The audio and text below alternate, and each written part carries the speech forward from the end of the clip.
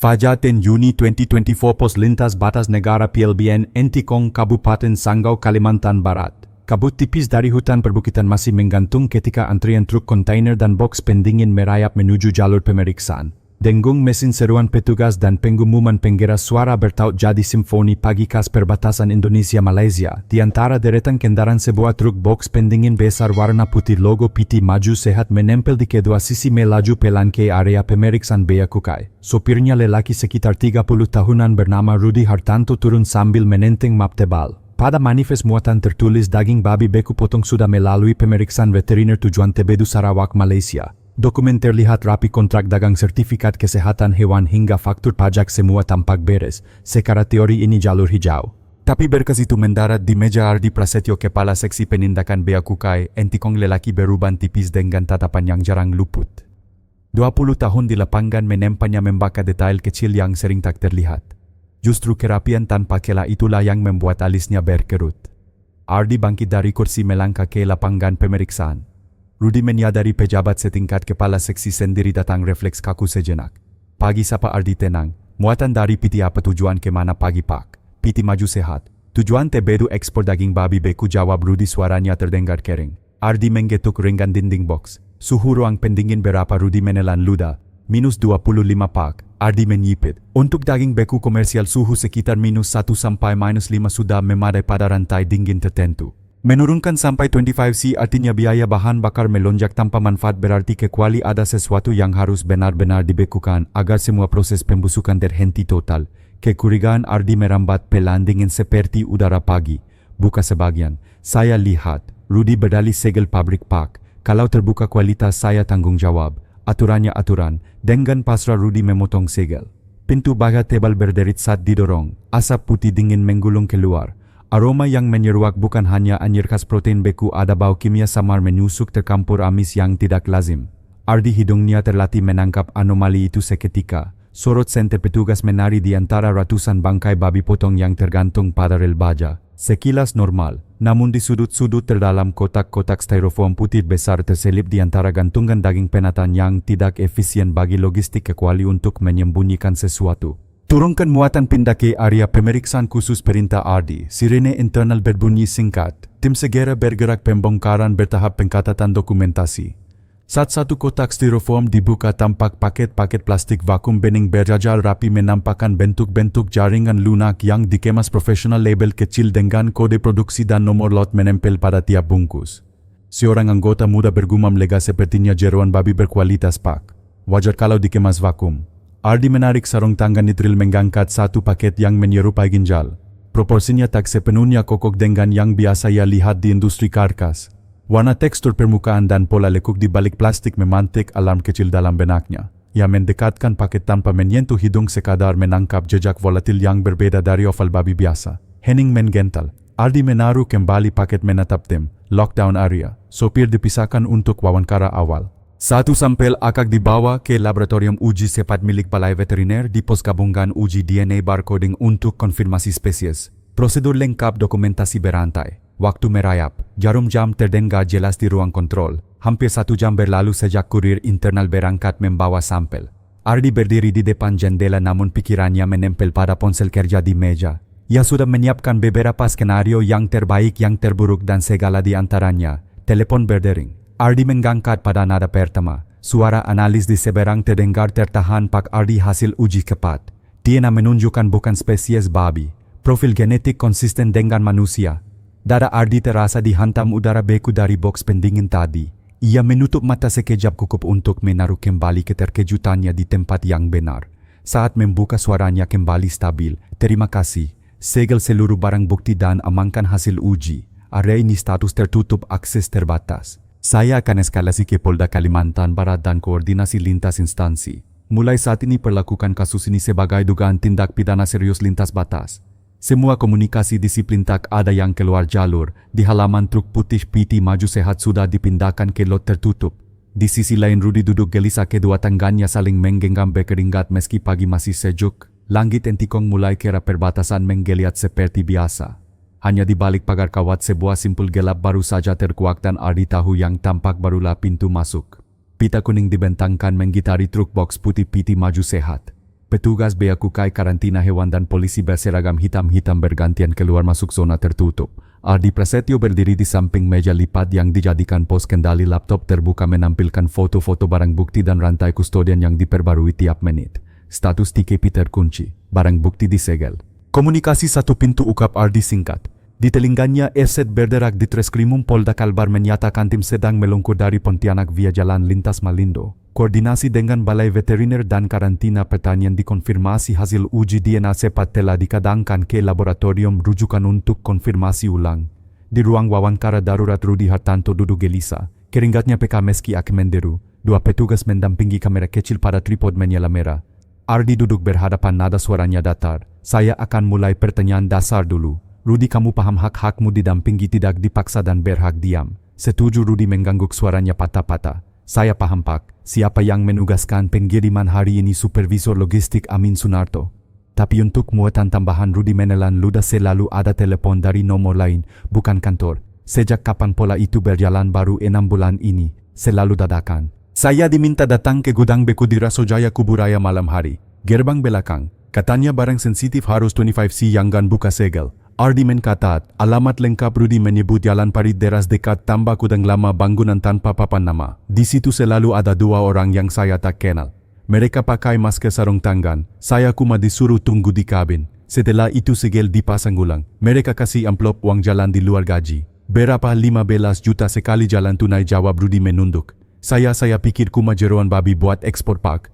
Ardi menatapnya lama, bukan dengan amarah melainkan dengan kehati-hatian yang diperhitungkan. Kamu sadar hari ini bukan barang biasa. Rudi menutup wajah. Saya tidak tahu, Pak. Ketukan cepat di pintu. Seorang analis forensik menyerahkan map berita acara penerimaan sampel, hasil uji cepat dan foto kemasan vakum. Ardi menyapu dokumen profil genetik konsisten dengan manusia lalu menekan tombol panggilan di ponsel dinas. EKBP Maya, saya Ardi. Data awal sudah solid.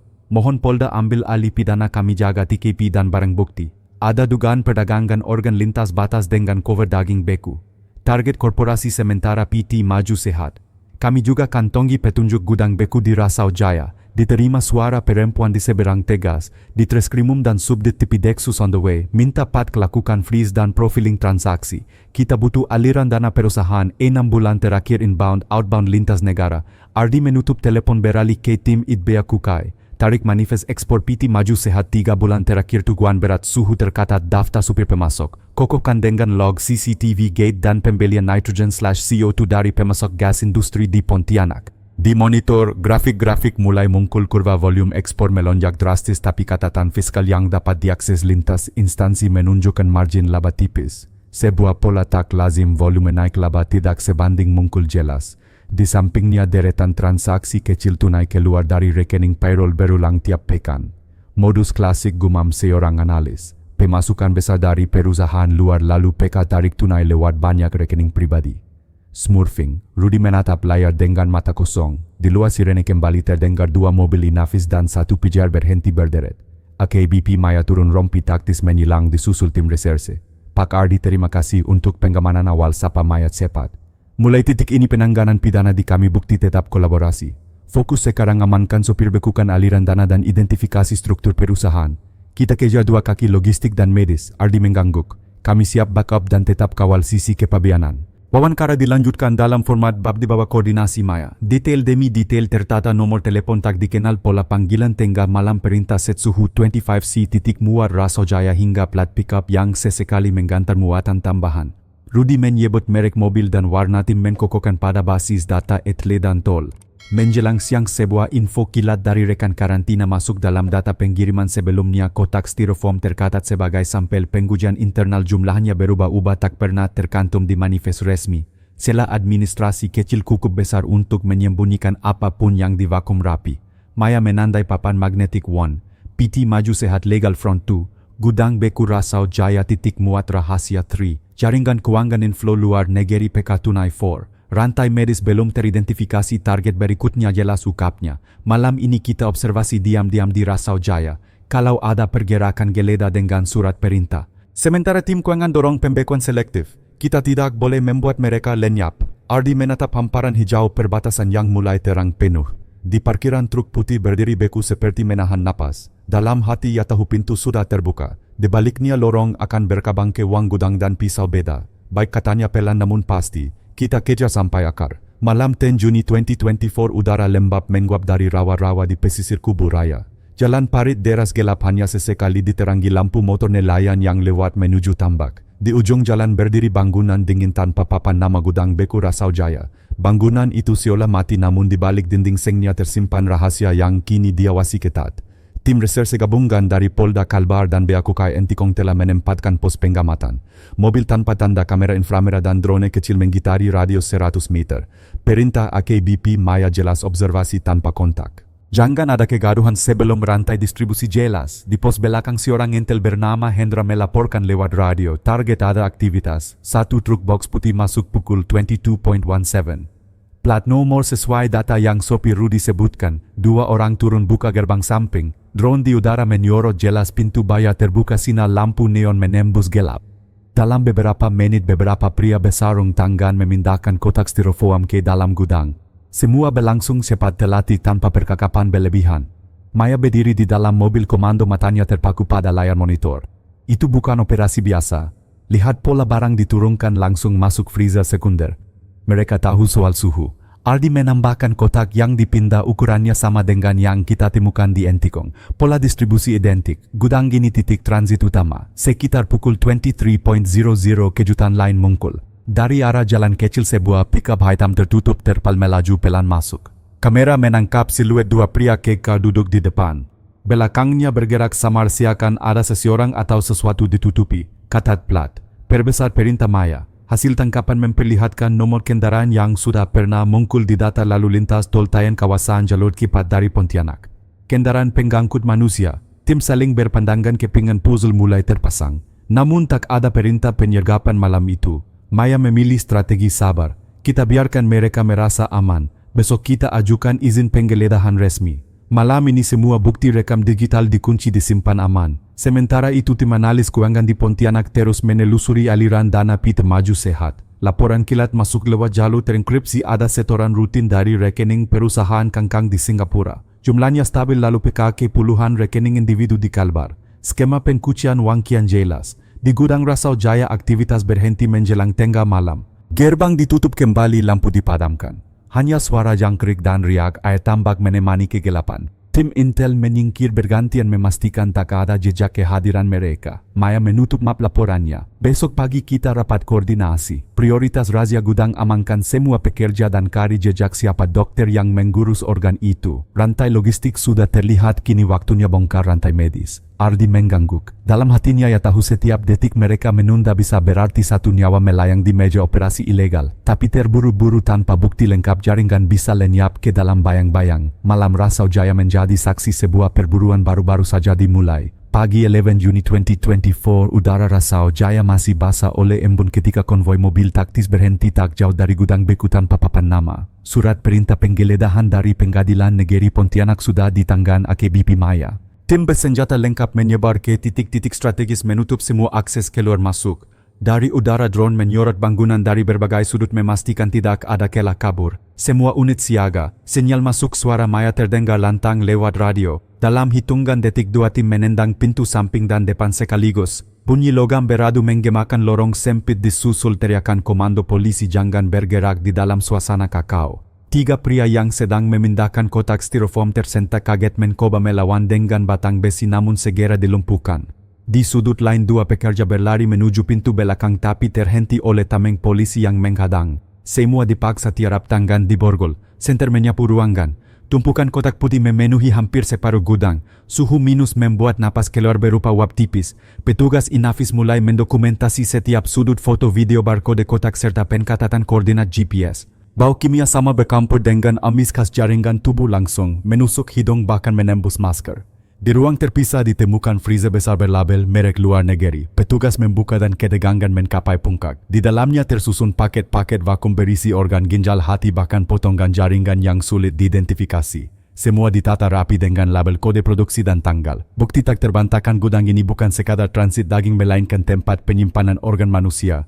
Konfirmasi visual organ manusia. Segel barang bukti, ujar seorang penyidik dengan suara tegas namun bergetar. Kamera dokumentasi menyorot jelas setiap paket sebelum dimasukkan kembali ke freezer portable milik kepolisian. Tak berhenti di situ. Saat menyisir ke ruang belakang, tim menemukan deretan kardus berisi alat medis, pisau beda sekali pakai, selang transfusi, jarum suntik hingga kantong darah kosong dengan label bahasa asing. Ada pula botol cairan penggawet jaringan beraksara Mandarin. Semua dikatat di foto lalu dimasukkan dalam daftar barang sitaan. Maya menatap sekeliling rahangnya menggeras. Ini bukan operasi kecil. Ada tenaga medis terlibat. Cari semua dokumen, nota pembelian, catatan distribusi siapapun yang pernah masuk sini.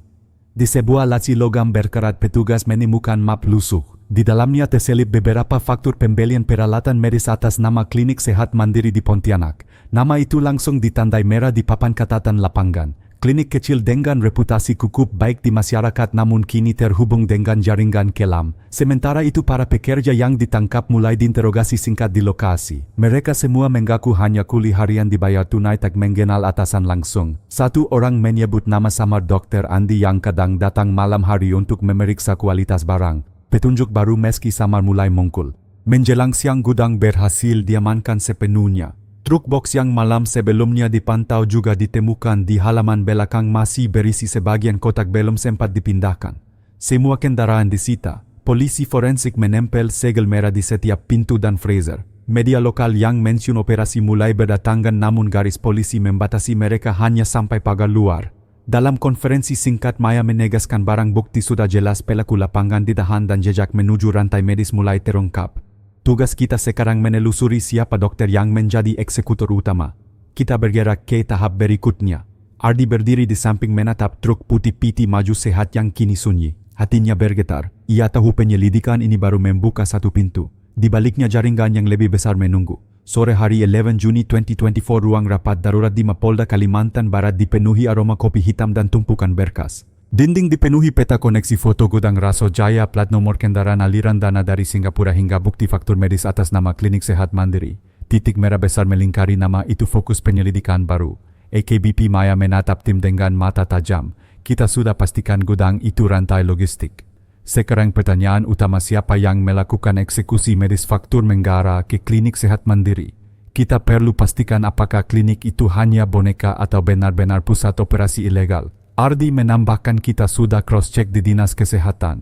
Klinik tersebut berdiri sejak 2018, punya izin resmi melaporkan layanan umum dan bedah minor. Dokter penanggung jawab Dr. Andi Pranoto, usia 52, pernah bertugas di Rumah Sakit Besar Pontianak sebelum buka praktik pribadi. Reputasi publik cukup baik, pasien banyak. Tapi data keuangan tidak wajar. Tim keuangan menayangkan grafik di layar. Pendapatan resmi klinik per bulan sekitar 300 juta rupiah, tapi pengeluaran pribadi Dr. Andi jauh lebih besar. Ia baru beli rumah mewah di kawasan Ahmad Yani dan 2 mobil impor. Ada setoran tunai ratusan juta ke rekeningnya setiap minggu, sumber tidak jelas. Maya menggetuk meja. Polanya sama seperti PT Maju Sehat. Dana besar masuk cepat di PK tunai. Ini indikasi kuat. Malam itu 2 tim intel bergerak. Satu tim menempatkan pengawasan diam-diam di sekitar Klinik Sehat Mandiri. Dari luar bangunan tampak normal, papan nama hijau, antrian pasien umum, apotek kecil di samping. Namun catatan intel menunjukkan aktivitas aneh. Setelah jam 10 malam, lampu klinik tak langsung padam. Sering ada mobil masuk lewat pintu belakang dengan kakak gelap parkir hanya setengah jam sebelum keluar lagi. Seorang intel menyamar sebagai pedagang rokok keliling di jalan depan. Lewat kamera mini di jaketnya ia merekam arus kendaraan malam itu. Hasil tangkapan memperlihatkan 2 pria bertubuh kekar membawa kotak besar dari mobil pickup menuju pintu samping klinik. Tak ada pasien, tak ada tanda layanan medis biasa. Hanya aktivitas sunyi, cepat dan penuh rahasia. Sementara itu tim lain menyusup ke catatan pembelian peralatan medis. Faktur-faktur online menunjukkan pembelian alat operasi canggih, mesin anestesi portable, set lengkap beda laparotomi serta freezer medis bersertifikat. Jumlah dan jenisnya terlalu besar untuk klinik kecil yang seharusnya hanya melayani bedah minor. Keesokan harinya Maya memimpin rapat bersama pejabat kejaksaan. Kita punya cukup bukti awal untuk geledah klinik ini, tapi kita harus hati-hati. Bisa jadi ada pasien sungguhan dan bisa jadi ada korban disekap. Prioritas amankan orang, selamatkan korban, baru kejar barang bukti. Rencana operasi disusun. Penyidik berpakaian sipil akan masuk sebagai pasien biasa di siang hari untuk memetakan tata letak dalam klinik. Tim teknis menyiapkan jamur komunikasi agar sinyal tak bisa bocor saat penggerebekan. Tim medis dari RS Bayangkara disiagakan untuk mengevakuasi jika ada korban manusia yang ditemukan. Sore itu laporan penyidik lapangan masuk. Di ruang belakang klinik ada pintu baja, tidak tercatat dalam dana resmi Dinas Kesehatan. Kami dengar suara mesin berputar mirip generator atau freezer industri. Pasien umum hanya dilayani di ruang depan. Maya mendengarkan dengan wajah dingin. Itu pasti ruang operasi rahasia. Malam besok kita lakukan penggeledahan resmi. Semua unit harus siap. Jangan beri kesempatan bukti dipindahkan. Ardi menarik napas dalam. Dari Entikong hingga Rasau Jaya kini jejak menuntun ke jantung kota Pontianak. Setiap langkah semakin dekat pada inti jaringan, semakin nyata pula bayangan kengerian yang ditinggalkan. Malam menjelang dan dengan itu babak baru perburuan dimulai. Malam 12 Juni 2024 Jalan Ahmad Yani yang biasanya riuh kini perlahan lenggang. Jam menunjukkan pukul 23.15 ketika tim gabungan Polda Kalbar Inafis dan Brimob mendekati klinik sehat mandiri. Surat perintah penggeledahan sudah ditanggan AKBP Maya. Semua anggota mengenakan rompi taktis, senjata terpasang dan kamera helm siap merekam setiap detik. Target amankan dokter, selamatkan korban dan pastikan bukti tidak hilang, tegas Maya melalui radio. 2 mobil sipil berhenti di depan klinik berpura-pura sebagai pasien darurat. Begitu pintu dibuka oleh satpam, tim penyergap menyelinap masuk. Dalam hitungan detik pintu depan ditahan penjaga, dilumpuhkan dan perintah lantang terdengar. Polisi semua diam di ruang depan. Beberapa pasien rawat inap kecil tampak terkejut. Mereka segera dievakuasi ke luar bersama tenaga medis cadangan. Fokus utama tim adalah ruang belakang yang sejak lama mencurigakan. Ardi dan 2 anggota Inafis memimpin menyusuri lorong. Saat mencapai pintu baja, abu-abu suara mesin berdengung terdengar jelas, ritme konstan seperti kompresor pendingin industri. Maya memberi kode. Tim teknis menempelkan alat pembuka kunci elektronik. Butuh hampir 10 menit untuk melewati sistem penggaman. Ketika pintu terbuka, udara dingin menusuk keluar.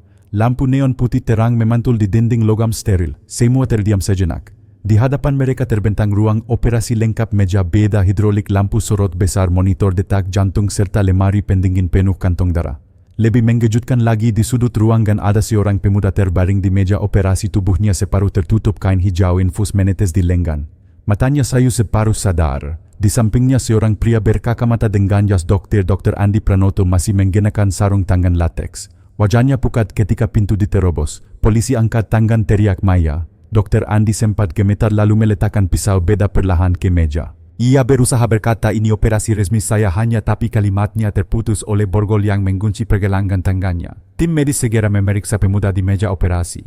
Pasien masih hidup, tekanan darah turun tapi bisa diselamatkan. 2 paramedis membawa tandu memindahkan korban ke ambulans yang sudah siaga di luar. Raut wajahnya pucat pasi namun napasnya masih stabil. Penyisiran ruangan menemukan lebih banyak bukti, 3 freezer medis berisi paket vakum berlabel kode angka. Setelah dibuka tampak ginjal dan hati manusia yang diawetkan. Kotak berisi ratusan kantong darah dengan berbagai golongan, sebagian masih segar. Peralatan beda sekali pakai dalam jumlah tak wajar untuk klinik kecil. Buku catatan transaksi ditulis tangan mencatat pesanan dengan kode negara tujuan. Ardi membuka salah satu buku catatan. Di halaman tengah tercatat skema HK, singkatan negara yang sering muncul dalam jaringan perdagangan ilegal. Di sampingnya tertera jumlah organ dan tanggal. Ini bukan operasi lokal, gumam Ardi. Ini rantai internasional. Sementara itu di ruang pribadi dokter, tim menemukan koper hitam berisi uang tunai Rp2 miliar dalam pecahan 100.000 bersama paspor asing atas nama Andi. Jelas ia sudah bersiap kabur. Interogasi awal dilakukan di tempat. Wajah Andi berkeringat dingin. Saya hanya alat. Ada yang lebih besar menggatu semua. Saya tidak bisa menolak. Maya menatap tajam. Siapa, katakan Andi menunduk, bibirnya bergetar. Nama itu kalian sudah dengar. Ada orang kuat yang menggatur semua jalur. Saya hanya dokter yang diminta mengerjakan bagian medis. Ukapan samar itu menambah lapisan misteri. Tapi bukti fisik sudah cukup menjeratnya. Menjelang dini hari operasi selesai. Klinik sehat mandiri disegel dengan garis polisi. Semua barang bukti, freezer, catatan transaksi, peralatan medis diangkut ke laboratorium forensik. 3 korban berhasil diselamatkan, 1 dari meja operasi, 2 lainnya ditemukan terkurung di ruang kecil tanpa jendela. Mereka lemah tubuh penuh bekas suntikan namun masih bernyawa. Ardi berdiri di halaman klinik memandang langit Pontianak yang mulai memuka tanda fajar. Ia tahu meski satu pintu besar telah dibuka, bayangan lebih gelap masih menunggu di baliknya. Dan perburuan belum selesai. Ruang interogasi di Mapolda Kalimantan Barat malam itu terasa lebih dingin daripada aki yang berputar. Di balik meja besi, Dr. Andi Pranoto duduk dengan wajah pucat, kedua tangannya masih terborgol. Keringat menetes di pelipis meski ia tak bergerak banyak. Di depannya AKBP Maya dan Ardi Prasetyo menatap tanpa berkedip. Di atas meja bukti-bukti disusun rapi foto freezer berisi organ, catatan transaksi dan koper berisi miliaran rupiah. Dokter Andi, suara Maya tenang namun tajam. Anda sudah tertangkap tangan. Barang bukti jelas. Pasien yang hampir Anda operasi malam tadi masih hidup dan bersaksi. Jangan buang waktu kami dengan alasan. Andi menelan ludah. Saya tidak berniat membunuh. Saya hanya menjalankan operasi yang dipesan. Kalau saya menolak, mereka akan menghabisi saya. Siapa mereka? Tanya Ardi membalik halaman buku catatan. Kode negara ini bukan Anda yang tulis. Andi menghela napas panjang, matanya merah. Saya hanya pion. Semua diarahkan oleh orang yang lebih kuat, lebih kaya dan punya jaringan luas. Peran saya hanya memastikan kualitas organ sesuai pesanan. Nama Maya menekankan. Sebutkan siapa. Setelah hening beberapa detik, Andi bersuara lirih hampir berbisik, Surya Lesmana. Nama itu membuat ruangan terdiam. Surya dikenal publik sebagai pengusaha sukses di bidang logistik dan ekspor impor, sering muncul di berita sebagai donatur akara amal. Reputasinya bersih, dermawan, bahkan mendapat penghargaan pemerintah daerah. Buktinya Maya mendesak. Andi buru-buru menunduk. Setiap pembayaran untuk saya datang lewat rekening perusahaan Kangkang yang terhubung dengan jaringan logistik Surya. Saya tak pernah bertemu langsung, hanya lewat orang suruhannya, seorang pria bernama Yuda. Dialah yang mengantar pasien, memastikan operasi berjalan dan mengambil organ setelah selesai. Ardi menuliskan cepat. Jadi gudang Rasau Jaya dan PT Maju Sehat hanya topeng? Otaknya Surya Lesmana. Andi mengangguk pelan, suara tersekat. Dia punya segalanya, uang, koneksi politik, aparat bayaran. Saya dokter, saya hanya eksekutor. Tapi saya tahu jika dia tahu saya buka mulut, keluarga saya tidak akan selamat. Maya menkondongkan tubuh. Hukum akan melindungi keluarga Anda, tapi Anda harus kerja sama penuh. Berikan jalur komunikasi, rekening, semua bukti yang menghubungkan Surya. Andi akhirnya menyerahkan ponsel cadangan yang disembunyikan di kliniknya. Dalam perangkat itu puluhan pesan terenkripsi tercatat berisi kode jadwal operasi, jumlah organ dan instruksi distribusi. Beberapa pesan jelas dikirim dari kontak berinisial SL01 yang menurut Andi adalah Surya sendiri. Tim IT forensik segera menyalin data mendekripsi isi percakapan. Dari situ terkuak jaringan lebih luas. Jalur pengiriman organ melewati Pontianak menuju Batam, lalu diselundupkan ke Singapura dan Hong Kong lewat kontainer laut.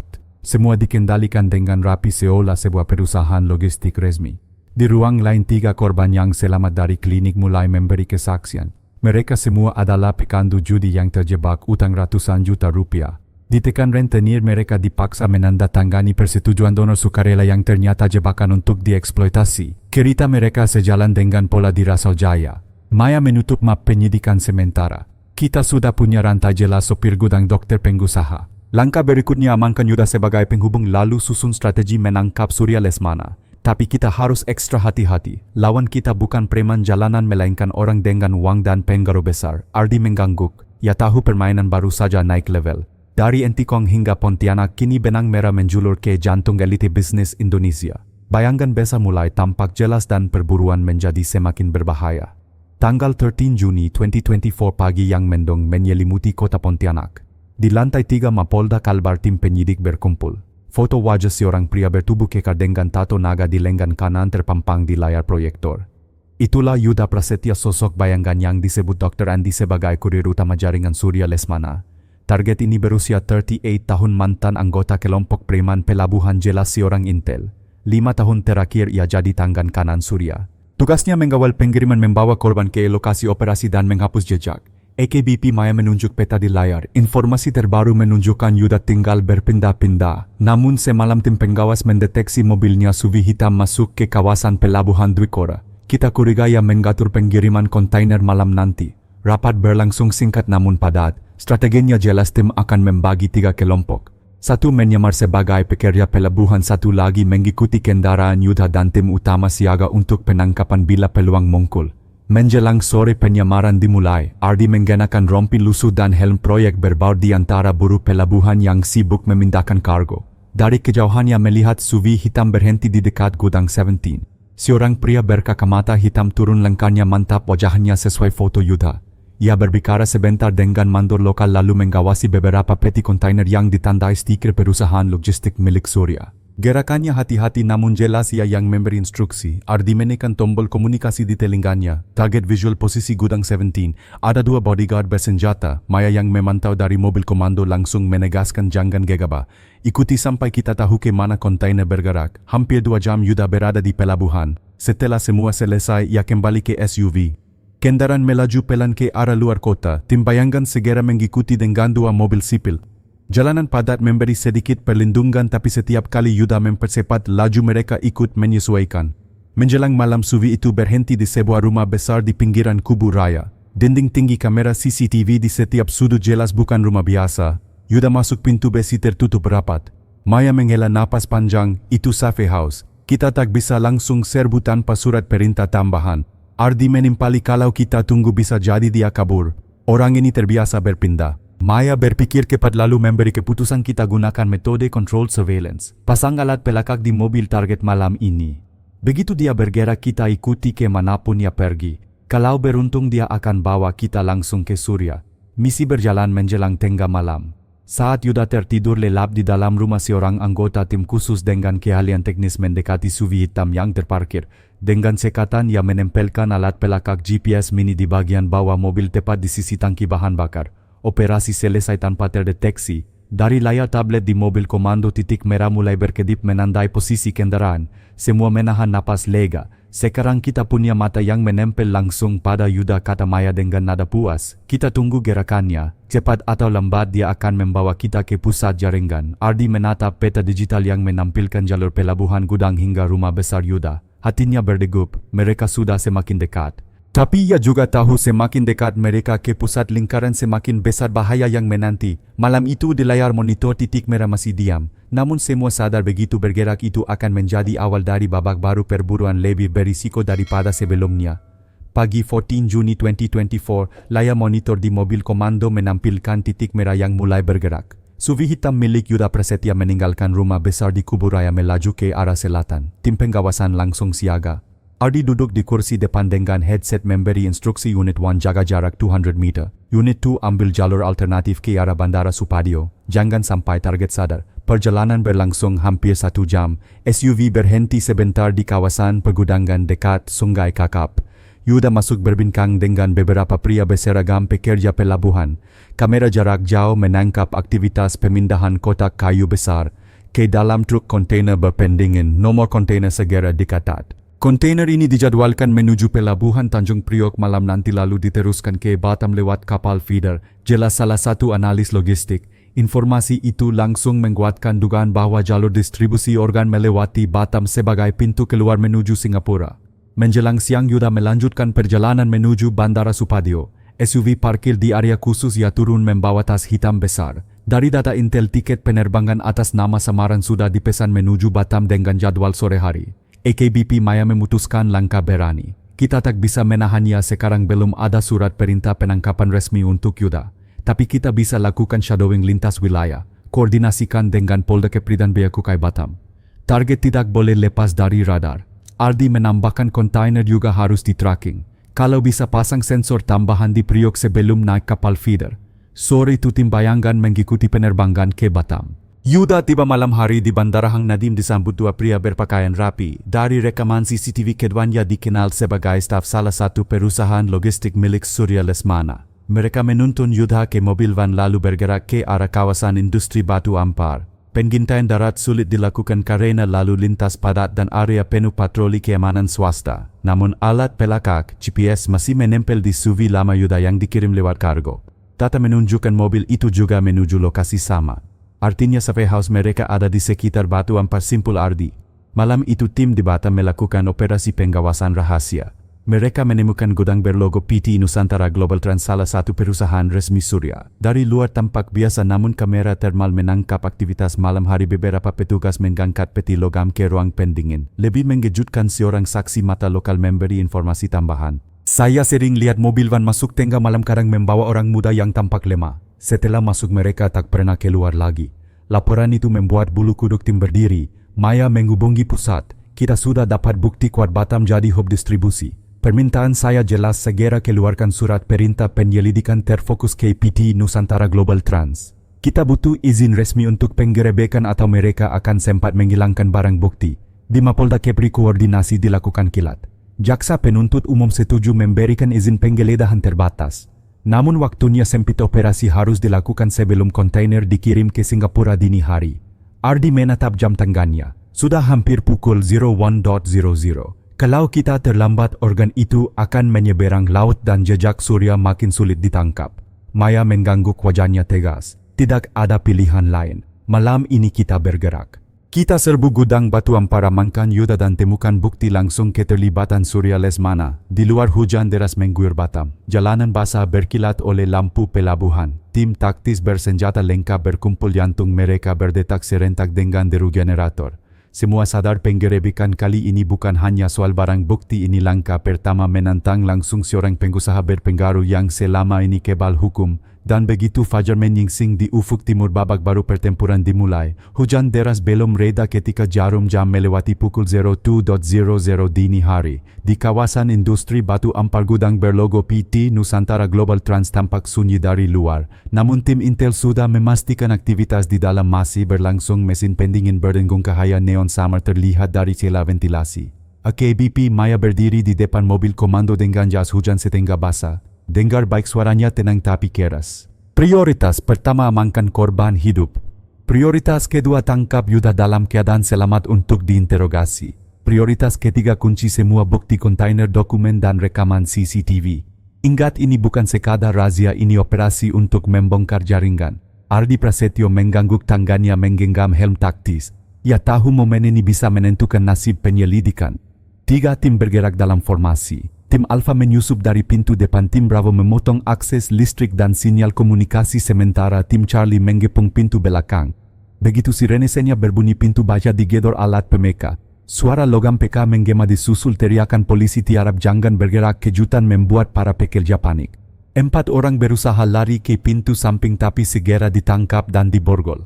Dari lorong dalam, Yuda muncul dengan wajah terperanjat. Ia masih mengenakan jaket hitam, pistol terselip di pinggang. Melihat pasukan bersenjata lengkap, ia sempat meraih senjata tapi Ardi lebih cepat. Dengan tendangan keras, pistol terlepas dan 2 anggota Brimob langsung membekuknya. Yuda Prasetya, Anda ditangkap, teriak seorang penyidik sambil memborgol tangannya. Sementara itu penyisiran gudang membuka kenyataan mengerikan.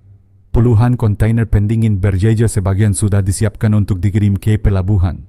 Ketika salah satunya dibuka, petugas menemukan kotak logam berisi paket-paket organ manusia dalam plastik vakum ditandai dengan kode dan tanggal pengiriman.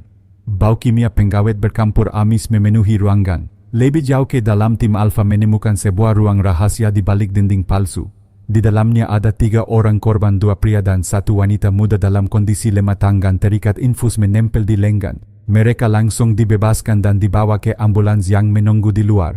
Petugas medis melaporkan kondisi mereka kritis namun masih bisa diselamatkan. Korban selamat 3 orang, segera evakuasi, seru komandan lapangan melalui radio. Di meja administrasi gudang ditemukan dokumen penting, daftar pengiriman lengkap dengan nomor kontainer, rute laut serta kode penerima di Singapura dan Hong Kong.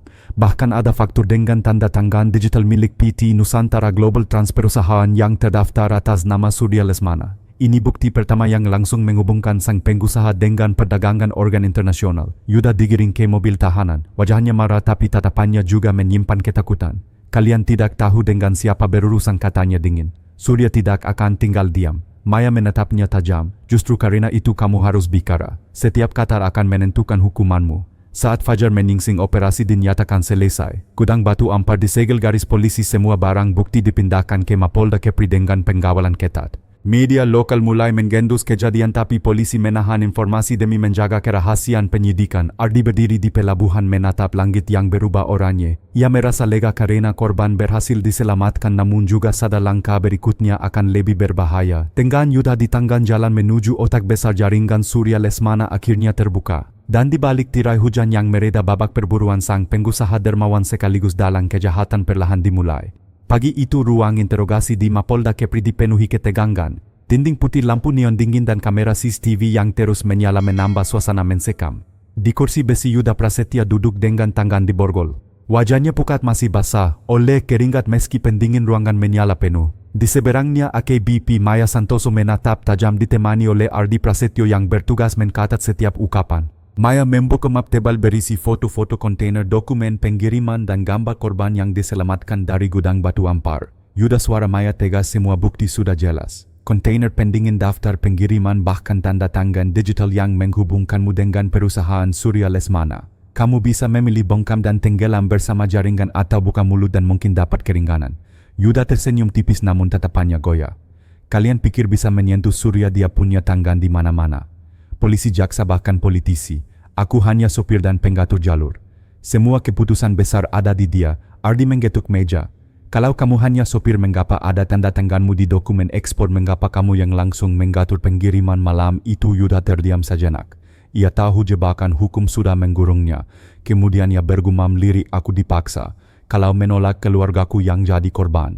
Maya mengkondongkan badan, suaranya lebih lembut namun menekan. Kalau begitu, bantu kami menjatuhkan Surya. Beri kami nama rekening tempat pertemuan. Itu satu-satunya cara menyelamatkan keluargamu. Setelah beberapa menit hening, Yuda akhirnya menyerah. Ia menunduk lalu mulai berbicara, setiap pengiriman organ keluar lewat Batam tidak pernah diputuskan olehku. Ada kode biru laut. Itu artinya Surya yang memberi lampu hijau. Aku hanya menerima perintah lewat nomor ponsel sekali pakai. Dan setiap kali selesai ponsel itu dihankurkan. Tempat pertemuan, tanya Ardi cepat. Ada sebuah villa di Nongsa pinggir pantai. Surya sering datang malam-malam dengan speedboat dari Singapura. Semua transaksi besar dilakukan di sana. Aku pernah ikut 2 kali. Di ruang bawah tanah villa itu ada server komputer dan berkas-berkas. Kalau kalian bisa masuk ke sana, semua bukti ada di situ. Maya dan Ardi saling pandang. Itu informasi emas, namun Maya tetap berhati-hati. Apakah ada penjaga banyak? Mantan marinir bersenjata lengkap. Surya tidak pernah lengah. Bahkan makanan pun diperiksa sebelum masuk. Interogasi berlangsung hingga siang. Setiap detail Yuda dicatat, nomor rekening asing, daftar kapal pengangkut, hingga nama samaran pembeli organ di Hong Kong. Semua memperkuat dugaan bahwa Surya Lesmana bukan sekadar pengusaha logistik melainkan otak jaringan kriminal lintas negara. Namun kabar penangkapan Yuda ternyata tidak bisa sepenuhnya ditutupi. Sore itu berita mulai menyebar di Batam dan Jakarta. Beberapa media menulis tentang penggerebekan misterius di gudang batu ampar. Di gedung DPR, seorang anggota komisi hukum bahkan mempertanyakan apakah polisi sedang menggada ada kasus untuk menjatuhkan pengusaha nasional. Tekanan politik mulai terasa. Telepon ke kantor Maya berdering tanpa henti, sebagian bernada ancaman halus, sebagian lagi permintaan untuk menunda penyelidikan demi stabilitas ekonomi. Maya menutup telepon dengan wajah keras. Semakin banyak yang ingin menghentikan kita, semakin jelas kita berada di jalur benar. Kita harus bergerak cepat sebelum bukti di Nongsa dihankurkan. Ardi menambahkan, tapi kita butuh surat perintah khusus dan izin operasi dari pusat. Kalau tidak, kita bisa dianggap melanggar prosedur. Maya mengangguk, aku akan lapor langsung ke Mabes. Kita tidak punya waktu lama. Villa Nongsa harus menjadi target berikutnya. Malam ini kita siapkan rencana. Yuda menatap mereka dengan mata penuh kecemasan. Kalau kalian gagal, bukan hanya aku. Semua orang yang menyentuh Surya akan lenyap. Maya berdiri menatap lurus ke arah kamera CCTV. Suaranya terdengar mantap, Surya Lesmana bukan dewa. Dia manusia dan manusia bisa dijatuhkan. Malam 16 Juni 2024, ruang kendali di Mapolda Kalbar berdenyut seperti sarang lebah. Peta digital Nongsa terpampang besar di layar, jalan masuk dermaga kecil, letak villa-villa mewah hingga titik patroli maritim. Di sudut meja, foto-foto hasil rekaman Yuda disusun rapi, gambar desktop villa, plat kapal cepat, serta daftar nomor rekening asing. Semua itu kini menjadi bahan bukti sekaligus peta serangan. AKBP Maya memimpin rapat singkat. Hadir di dalam perwakilan Mabes Polri yang datang cepat atas instruksi tim reserse Kepri, unit operasi laut dari Polda Kepri, serta satu tim intel dari Bea Cukai. Di luar, satuan Brimob dan detasemen khusus siap bergerak. Rencana operasi disebut Operasi Yaring Nusantara. Target utama masuk ke Villa Nongsa, amankan server di ruang bawah tanah, tangkap Surya Lesmana bila berada di lokasi, dan evakuasi korban jika ada, kata Maya. Kita sudah kantongi surat perintah penggeledahan dan penangkapan yang dikeluarkan atas persetujuan kejaksaan. Legal sudah clear. Waktu pelaksanaan pukul 02.00 ketika aktivitas minimal. Ardi mengguraikan peran tim-tim approach laut kapai dermaga belakang villa. Tim B akses darat melalui gerbang depan, neutralisasi security. Tim C, tim forensik dan itu untuk mengamankan server. Tim D, tim medis untuk evakuasi korban. Komunikasi tersentral melalui pusat komando. Jangan ada kebocoran informasi.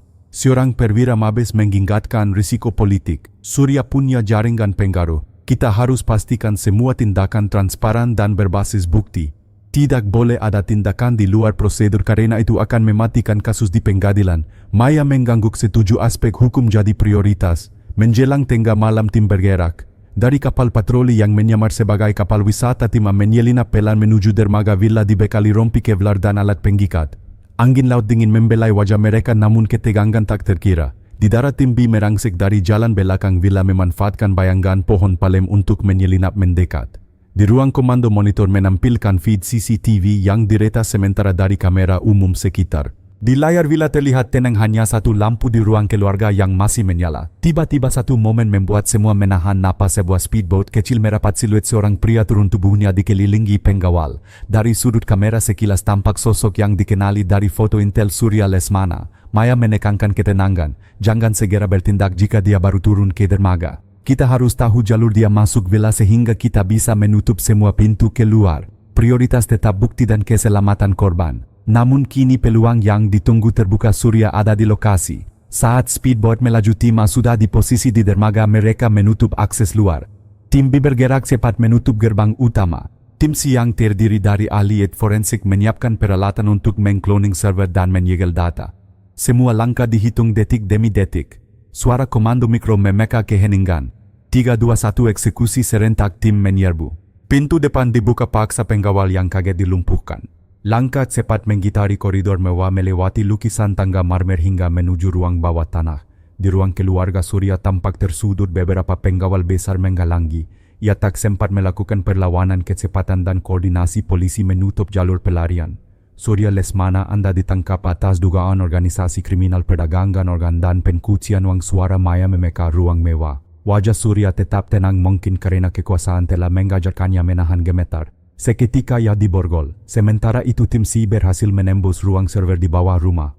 Rak berderet dengan hard drive server lokal serta backup yang terhubung ke layanan cloud terenkapsulasi. Teknisi IT menyalin data secara cepat, percakapan terenkripsi, invoice dan daftar pelanggan internasional. Segala bukti digital itu adalah kunci mengikat Surya pada operasi lintas negara. Di sayap lain villa, tim medis menemukan sebuah ruangan terkunci yang berisi beberapa korban. Ada yang sedang dipulihkan, ada yang dalam kondisi lemah akibat operasi kasar. Mereka segera dievakuasi menuju ambulans. Suara sirene jauh terdengar, namun di dalam villa hanya ada langkah-langkah komando dan suara alat medis. Operasi berlangsung intens namun terkendali. Dalam waktu 3 jam villa berhasil diamankan. Surya dan beberapa orang kunci lainnya digelandang keluar. Semua perangkat dan dokumen disegel untuk analis forensik. Tim hukum mencatat setiap tindakan untuk menjaga keabsahan bukti. Di kapal komando, Maya melepaskan napas panjang. Di seberang layar aliran data mengkonfirmasi banyak transaksi dan pesan yang menggara langsung ke jaringan internasional. Rantai panjang yang selama ini bersembunyi di balik topeng bisnis kini terurai, uang, dokumen, gudang klinik hingga ruang operasi bawah tanah. Namun sebelum lega sepenuhnya, Maya menatap foto korban yang kini dibawa ke RS Bayangkara. Wajah mereka lembut manusia lagi di hadapannya, bukan angka dalam spreadsheet. Ia tahu vonis di pengadilan nanti hanyalah satu bagian. Yang paling penting sekarang memastikan korban pulih dan proses hukum berjalan tanpa gangguan politik. Di balik layar pesan berkode menggalir ke ponsel Maya, engkaman samar namun nyata. Suara-suara dari koridor kekuasaan mulai menggema. Namun di ruang komando malam itu, di antara lembaran bukti dan monitor yang berkedip, satu hal tegas: operasi berhasil membuka pintu terpenting. Jalan menuntaskan kasus itu kini ada dalam genggaman hukum. Pagi setelah penggerebekan di Nongsa, Mapolda Kepri dipenuhi hiruk-pikuk. Media nasional memberitakan besar-besaran penangkapan Surya Lesmana, pengusaha dermawan yang ternyata menjadi dalang jaringan perdagangan organ. Headline surat kabar berbunyi, topeng filantropi tersingkap, mafia organ ditangkap. Namun di balik gegap gempita, tekanan politik mulai mensekik. Di ruang rapat AKB, Maya duduk bersama perwira tinggi yang datang dari Jakarta. Ardi memaparkan hasil pengamanan bukti hard drive, dokumen ekspor dan rekaman CCTV yang menunjukkan Surya memimpin operasi. Data ini menghubungkan Surya dengan jalur internasional. Ada transfer uang dari rekening di Hong Kong ke perusahaan Kangkang di Singapura lalu masuk ke Nusantara Global Trans, jelas Ardi.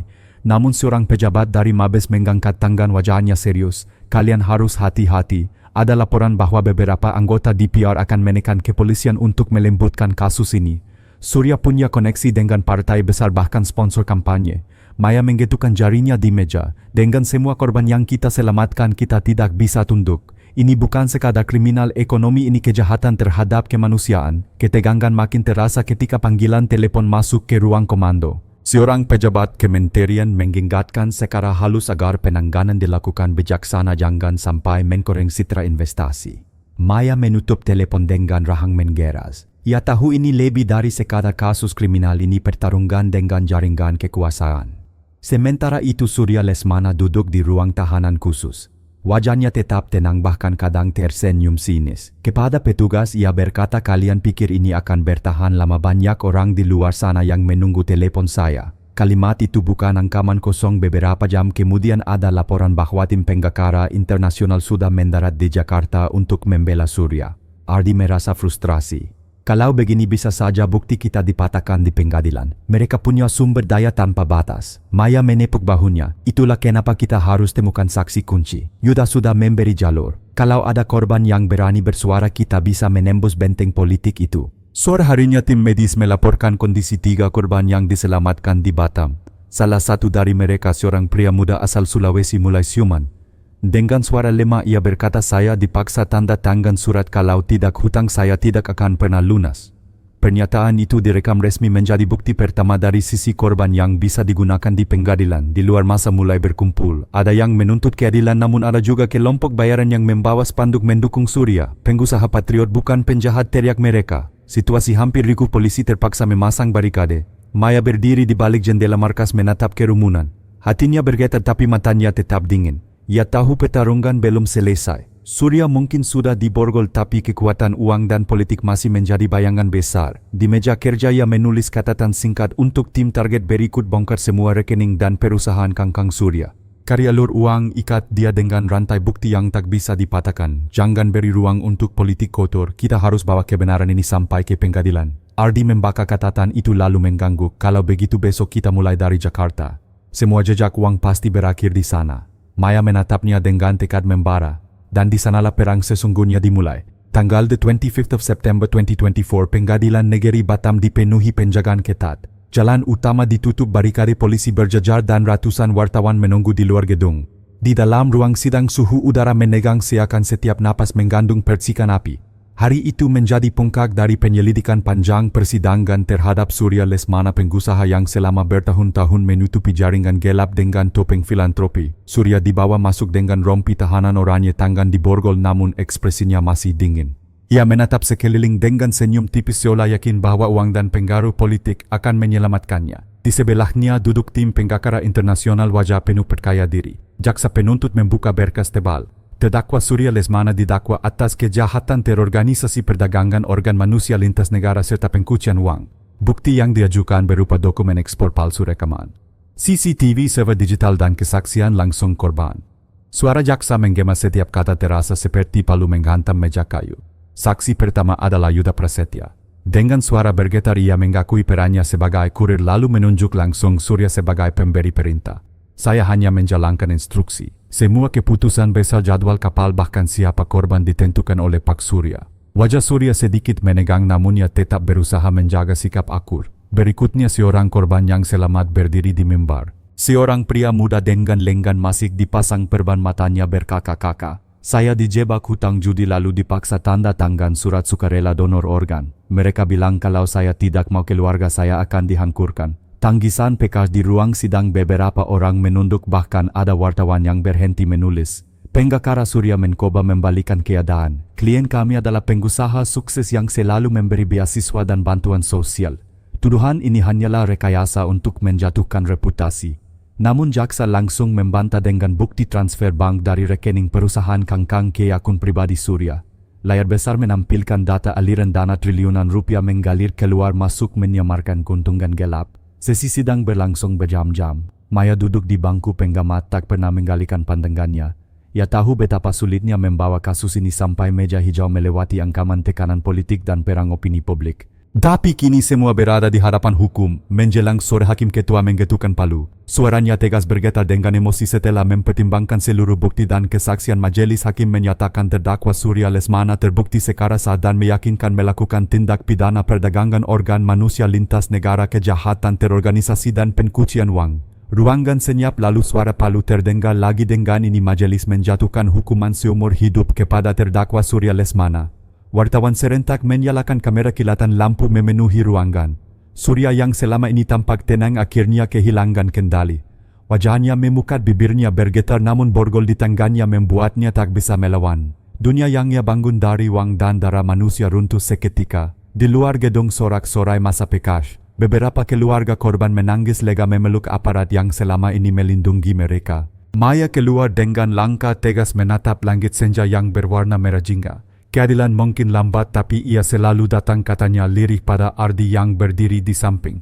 Ardi tersenyum lela. Kita sudah lakukan bagian kita. Semoga ini jadi awal pembersihan jaringan lain. Maya mengangguk. Ia tahu masih banyak pekerjaan, masih ada bayangan kriminal lain yang belum terungkap. Tapi untuk saat ini kemenangan ini adalah milik para korban, mereka yang bersuara meski dalam ketakutan dan mereka yang tidak pernah kembali.